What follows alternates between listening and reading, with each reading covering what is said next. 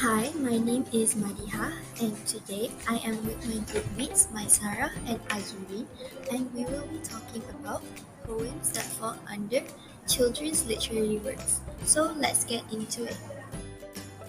As an introduction, children's literature is broadly defined as any creative literary work that has been especially written and designed for children's use. Usually, poets write children's literary work to teach lessons to children in an interesting way that will attract children. One of the famous poets that wrote a famous children's literature poem is Alan Alexander Milne, or also known as A. A. Milne. He wrote Winnie the Pooh.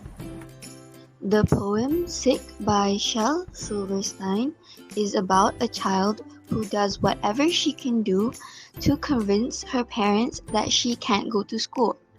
The child gave the parents endless reasons to why she can't go to school. The child then lists them one after the other.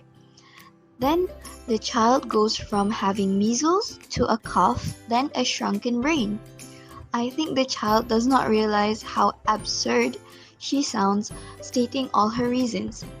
But then she finds out that it was a Saturday and not a school day. So she took back everything she said and wanted to go out and play. I think this poem is very straightforward and easy to understand. You can easily tell how a child would do or say anything to avoid going to school. This captures their funny behavior when they soon find out that they had no reason to be saying all that since it was a Saturday, and the fact that she didn't even try to cover all her reasons. Going on to literary devices, in this poem you have anaphora, which you can see by the usage of my, used at the beginning of 13 out of 32 of the lines. So let's move on to the next poem, shall we? The next poem that I am going to analyze is called The Sand Looks Like Candy by Ken Nesbitt. In this poem, written by Ken Nesbitt, the child, who is the main persona, can be deciphered as a hungry child. He is at the beach, and after some time playing in the water, he has gotten quite tired and hungry and starts to see things around him as food or drinks. Kids tend to feel hungry after playing, so this is a normal response for him to think of his surroundings as food. So my personal response is, as an adult, it is normal to feel hungry, but not to the extent that you start seeing things around you as food. However, this is a poem about a children's point of view when he is hungry. Children get easily tired and need food to fill them up. So the literary device that can be found in this poem is metaphor. As we can see in the poem, like the ocean is soda or the snorkels of fries, the child is comparing his surroundings with something else like food or drinks. The poem titled Puzzle by Matt Goodfellow is concise yet profound, conveying a message about unity and interconnectedness of individuals. The metaphor of jigsaw pieces suggests that each person is a unique element, and the challenge is to find a way to fit together harmoniously before life is over. The use of short lines and simple language adds to the impact of the message, emphasizing the urgency of coming together. The repetition of we and our reinforce the idea of collective identity and shared purpose. The poem encourages reflection on the importance of collaboration, understanding, and unity in the journey of life. It prompts readers to reconsider how they can contribute to creating a cohesive and interconnected whole, recognizing the significance of individuals' efforts in achieving this collective harmony. The poem Listen to the Mustn'ts describes the negativity a child will eventually face in the future and encourages them to ignore those voices. I think it's like the people telling the child what they want can't be done or wouldn't happen. The child then must keep moving forward and ignore what those people say to make what they want happen.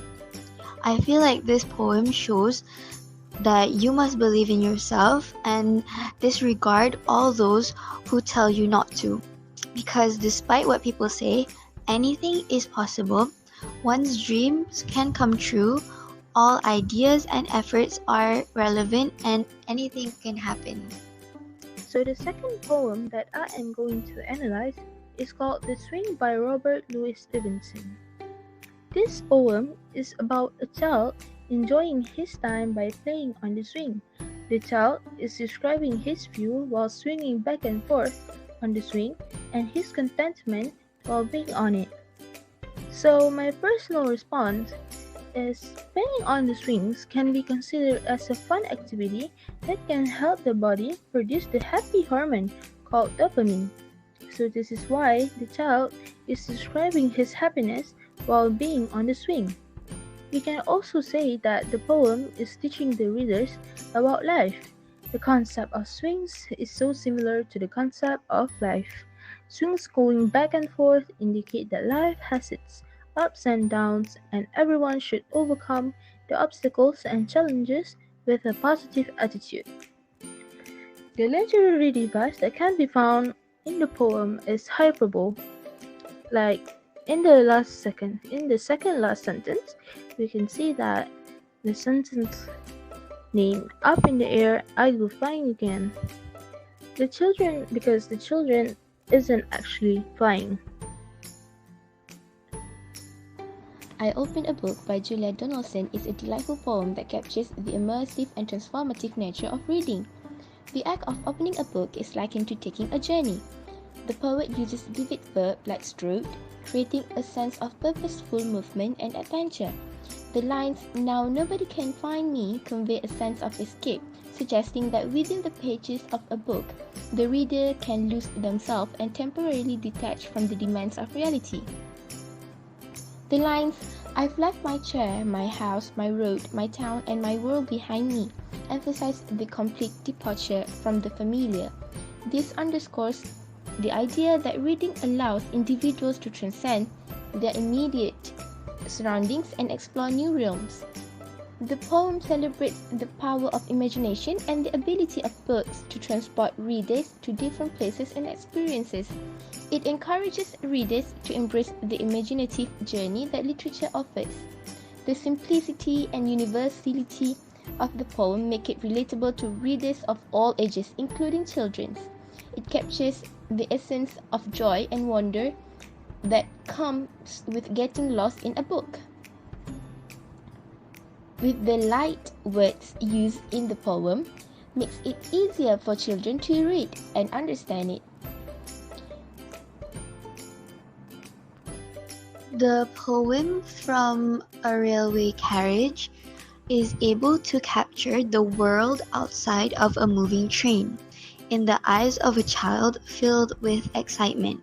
He is amazed to experience the speed with which the train marches towards like troops in a battle, how it moves faster than fairies and witches. Then the child pays more attention to the scenes outside. For me, this poem illustrates a child's first time being on a train and seeing how quickly things move by and how they experience the train ride. Moving on to the literary devices, we have simile, which is "and charging along like troops in a battle." This simile is the moving train is being compared to the troops marching for a band. So the last poem that I will be talking about is called Poetry is My Underwear by April Halprin Wayland. The child is talking about how his sister takes his poems and reads it out loud in front of the parents. He is trying to take his poems back from the sister as he feels embarrassed about his poems as he describes the poems as his underwear. His sister might act like that because she is proud of her younger sibling or she is just trying to embarrass her sibling. So my personal response to this poem is the child is just getting into writing poems with no experience or credibility, just his personal experience. Of course, he would be embarrassed if someone was to show his poems to everyone. The child probably writes poem for fun and to fill his free time by doing something he loves. This child will probably grow up to be a poet if he starts writing poems from early childhood, but the act of the sister might postpone his dreams as he might lose confidence in his credibility of writing poems. The literary device that can be found in this poem is metaphor, as he refers to his poems as his underwear in the last sentence. Doesn't she know she's waving my underwear? This humorous poem captures the light-hearted frustration of dealing with overgrown hair during a time when a visit to a barber shop is due. The poem cleverly uses the metaphor of a jungle to describe the unruly state of the poet's hair. This adds a playful and exaggerated element to the description, turning a common experience into a whimsical adventure. The poet expresses a dislike for their wild hairstyle and humorously attributes it to the Amazon rainforest. The repetition of "I really don't like this style" emphasizes the frustration and the desire for a change. The poem extends the metaphor by describing the hair as a thicket with growing weeds, suggesting a lack of grooming and care. The mention of a tiger and a forest with swinging monkeys adds to the vivid and imaginative imagery. The mention of snakes in the undergrowth and the desire for the barber to have a machete adds to the comic touch to the poem. The image of the speaker looking like a yeti after a haircut reinforces the exaggerated and humorous tone.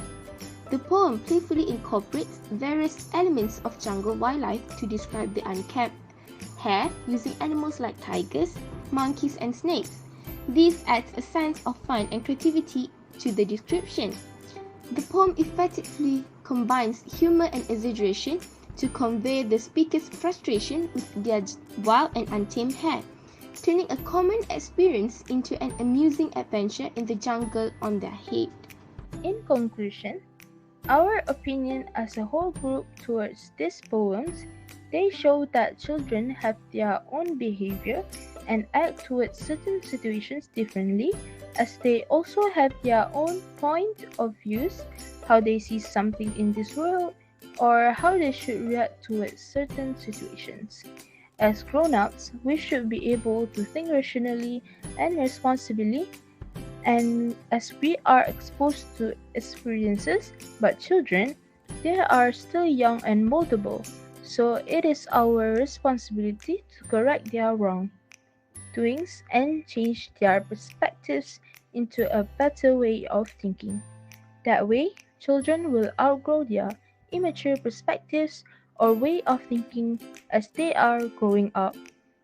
So that is all from us. Thank you.